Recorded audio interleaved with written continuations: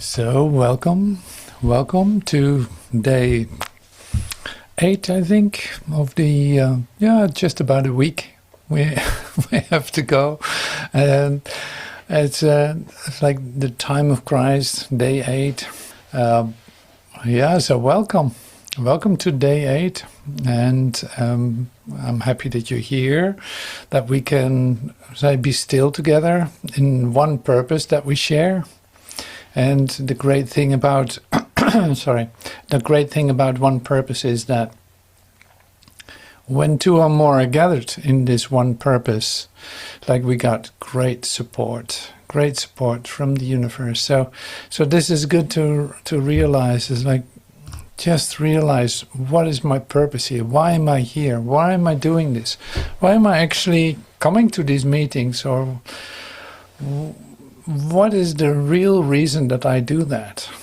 And that's my purpose. That's the purpose I give it, to wake up from this dream of limitation to the reality of the truth of me, is really the purpose why we're here.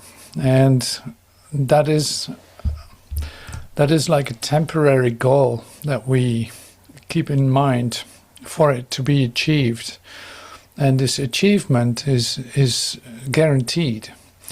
So you can't go wrong with it. It is just showing your willingness to go through it. That's basically the only thing. Show up. Participate in it. Do what is asked. Whatever is given you to do. And this is, for everyone different all the time, every day. What is asked of you. Sometimes it is asked to do nothing, and mostly it's asked to do nothing instead of something. And that's a very great lesson to learn, the lesson not to do.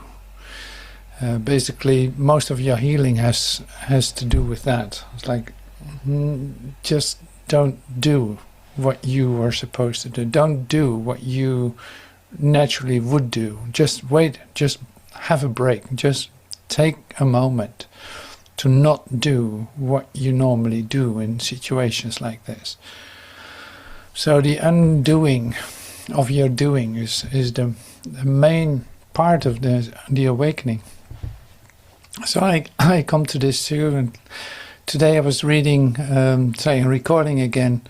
I did this a couple of times by now, but it's like I recorded the booklet, the volume 5 of the urtext, which is Psychotherapy, which is a very interesting booklet that really gives you an insight about the nature of our relationship. I think that's the most important part that I get from it. Like, the nature of our relationship is sharing in the one purpose, the one goal, and recognizing that in that we're equal. So it's like, there's a relationship, therapist patient relationship, but the recognition of the mechanics behind the healing, you could say, is the equality. So it's like, if I see you as you were created, you are healed. If I see you as you were created, I see you as whole. So basically, and this is the great part, basically what is happening here is actually, you offer me the gift of God in which I recognize my own perfection. And this is not like some kind of exchange trick that I'm doing, but it's really true. Like, you present that to me. And by your healing, by the demonstration of your healing, I am healed. So this is really great and very lovely, because it takes away any kind of difference, as if there would be a difference between you and me. And there is not a difference between you and me, except in time maybe, but it's like, that's not something to hold against each other. Now, in the moment that I recognize you as being created whole and perfect, basically I recognize my own perfection. That happens at the same time, to the benefit of both. Like, it comes into your awareness as well as mine, but you're the one offering it to me. So there's nothing else is going on, really. It's like the unhealed healer, as it says in the Course, like the unhealed healer would think he has something to offer that the other doesn't have, and makes him pay for it or something. Like, well, that's a misunderstanding here. The unhealed healer cannot heal. The unhealed healer cannot do anything just because he is in confusion about his role. He actually puts himself on the throne of God, thinking that he can do something that you cannot do. So that's why the beauty of this psychotherapy booklet, or volume 5 of the Urtext, the beauty of that is really the recognition of our equality, that there are no differences, that I'm healed by the recognition of your perfection. And in that, I accept that for myself. I recognize that for myself as well. But you're the one offering it. So this happens always in relationship. That is the temple, as it says in the booklet too. It's like the relationship is the temple for holiness. Absolutely beautiful. So it's like that's a real pleasure to listen to, or to read it, and to study it, and to go into it, because basically everything comes down before the awakening. Everything comes down to psychotherapy. What do you think sickness is? What do you think pain is? What do you think lack and limitation is? It's a mental disease. It's a mental disease, not anything else. So that asks for therapy in that sense. And this goes in a way that is given you, and it's literally in a relationship you discover what is given you. It's not determined by the therapist. No, it is basically by me listening to you, listening to spirit, what is necessary in the moment. But it's basically comes down to listening more than anything else. So, like, I'm not determining anything in this relationship. I follow the instructions that are given by listening. And in that, it falls perfectly into place. And it's given in a way that I would not expect, or that I basically have nothing to do with. And also I'm not concerned about the outcomes of it either. I do recognize, though, the connection that we have. I do recognize when forgiveness is complete in our relationship. I do recognize the light that literally awakens in our relationship with a total forgiveness for that moment of whatever seemed to be occurring. There was an issue and suddenly it's dissolved.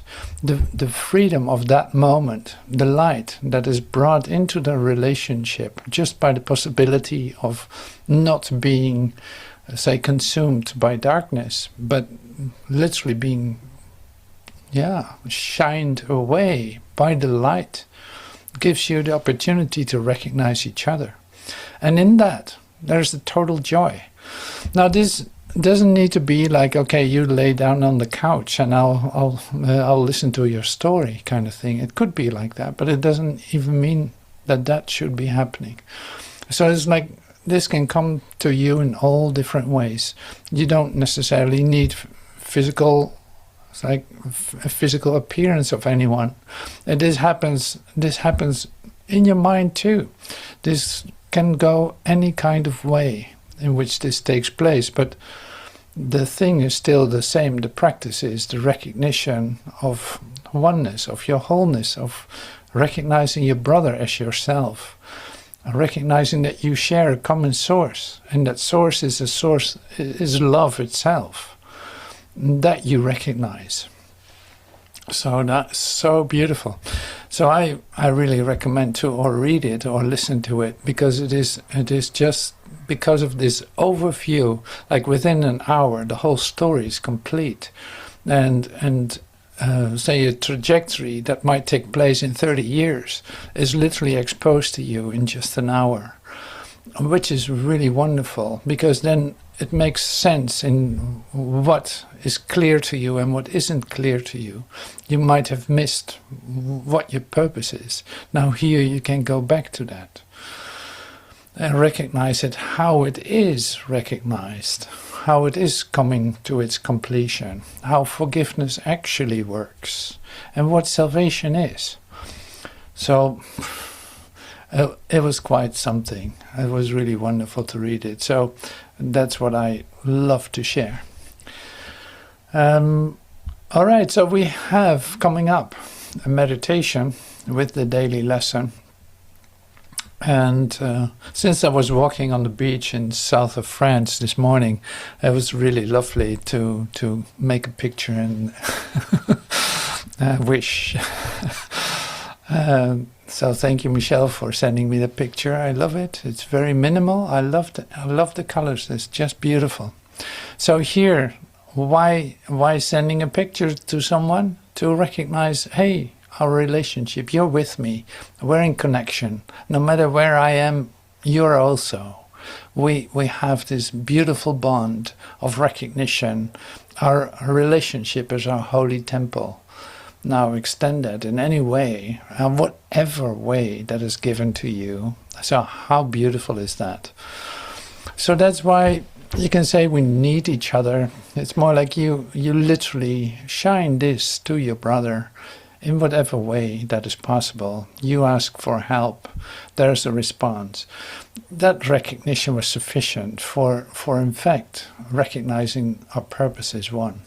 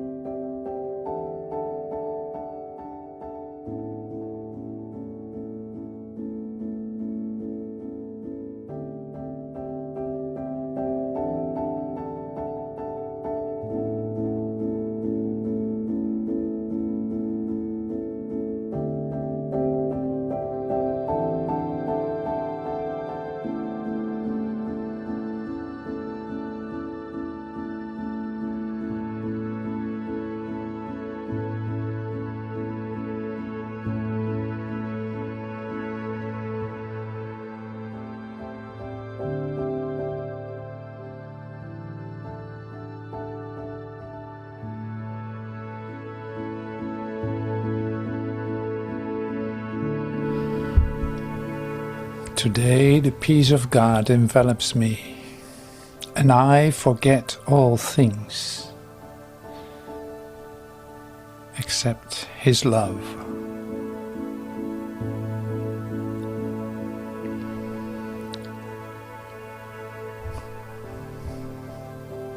Father, I wake today with miracles correcting my perception of all things. And so begins the day I share with you as I share eternity, for time is stepped aside today. I do not seek the things of time, and so I will not look upon them. What I seek today transcends all laws of time and things perceived in time. I would forget all things except your love. I would abide in you and know no laws except your law of love. And I would find the peace which you created for your Son, forgetting all the foolish toys I made, as I behold your glory and my own.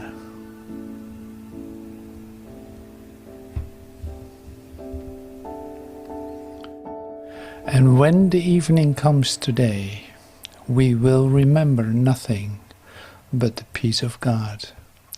For we will learn today what peace is ours when we forget all things except God's love.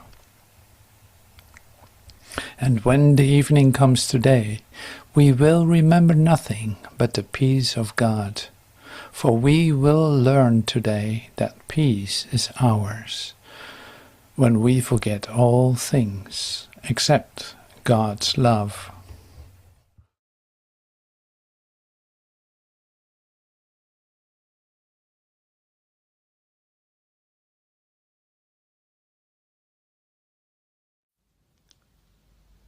Aujourd'hui, la paix de Dieu m'enveloppe et j'oublie toute chose sauf son amour.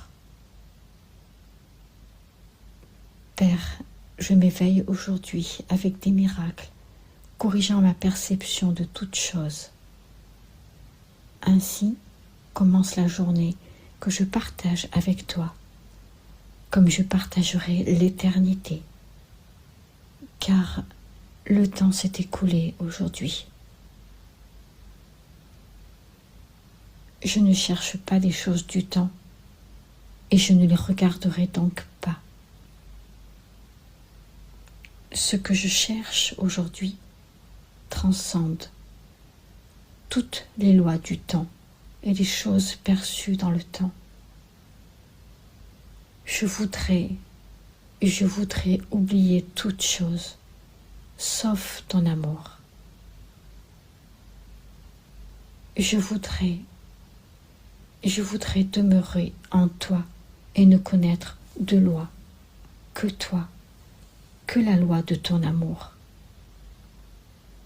Et je voudrais trouver la paix que tu as créée pour ton Fils et oublier tous les sots jouets que j'ai faits en contemplant ta gloire et la mienne. Et quand le soir viendra aujourd'hui, nous ne souviendrons de rien, sauf de la paix de Dieu. Car j'apprends aujourd'hui quelle paix est à moi quand j'oublie toute chose, sauf l'amour de Dieu.